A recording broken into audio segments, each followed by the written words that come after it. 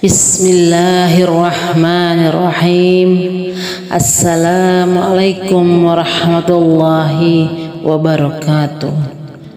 Allahumma shalli ala Sayyidina Muhammad wa ala ali Sayyidina Muhammad.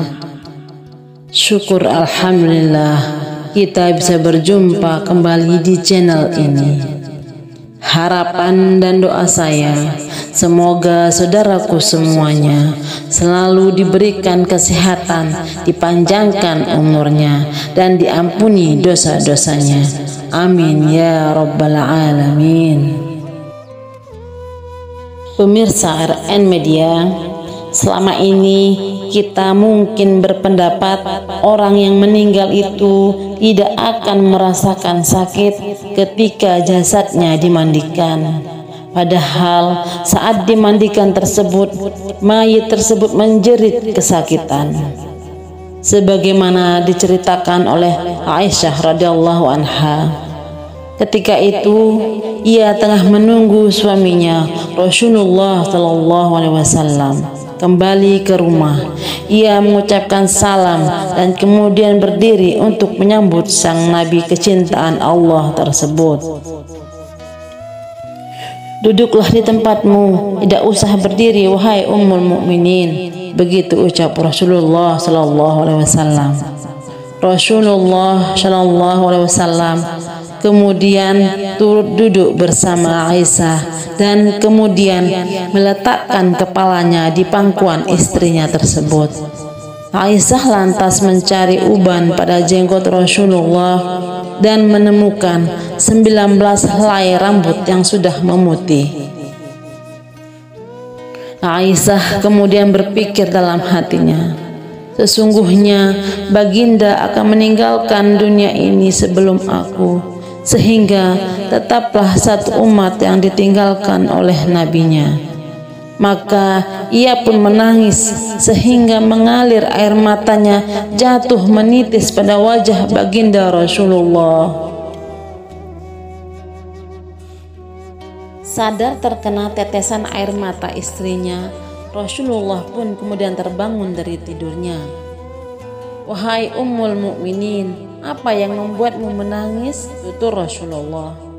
Aisyah kemudian menceritakan apa yang ia rasakan setelah melihat uban-uban Rasulullah sallallahu alaihi wasallam tersebut. Tahukah kamu kondisi apakah yang paling menyusahkan bagi mayit? Kata Rasulullah sallallahu alaihi wasallam. Tidak ada kondisi yang paling menyusahkan atas diri mayit dari saat keluar dari rumahnya, anak-anak yang ditinggalkan berada di belakangnya serta menangisinya, kata Rasulullah. Itu memang menyakitkan, tapi masih ada lagi yang jalan pedih dari itu, sahut Rasulullah sallallahu alaihi wasallam. Tidak ada kondisi yang lebih berat atas diri mayit dari saat dia dimasukkan dalam liang lahat dan dikubur di bawah tanah. Para kerabat, anak dan istrinya meninggalkannya pulang. Setelah itu datanglah malaikat mungkar dan nakir dalam kuburnya, ujar Aisyah. Baginda kemudian tersenyum simpul mendengar jawaban istrinya ini. Beliau lantas menjelaskan bahwa sesungguhnya saat yang paling berat bagi mayit adalah ketika datangnya tukang memandikan mayit. Pemandi jenazah biasanya akan melepaskan cincin yang dipakai si mayit, melepaskan pakaiannya, kemudian memandikannya.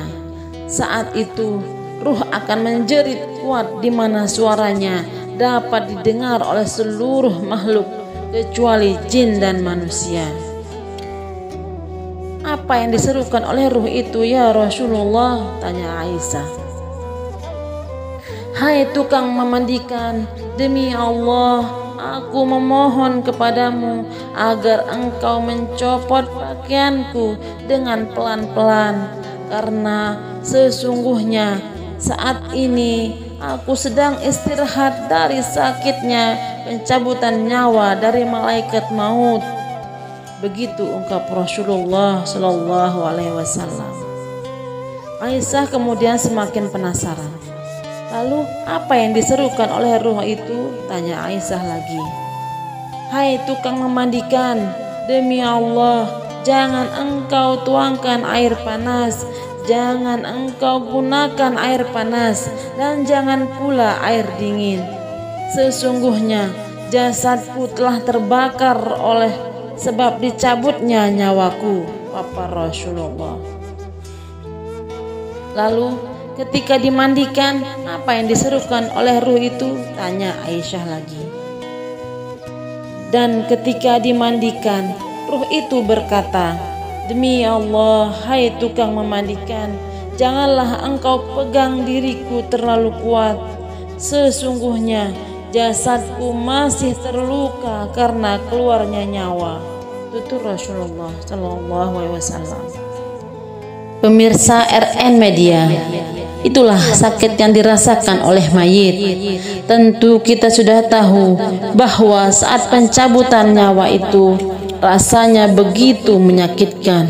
Bahkan Rasulullah Shallallahu Alaihi Wasallam pun merasakan hal yang sama dan bekasnya masih terasa hingga saat dimandikan. Demikianlah penjelasan tentang jeritan dan tangisan mayit saat dimandikan. Semoga video ini bermanfaat. Jika terdapat kesalahan dalam penyampaian ini, admin mohon maaf, dan itu merupakan kesalahan dari admin. Dan jika ada benarnya, itu adalah dari Allah. Wallahu a'lam bishawab.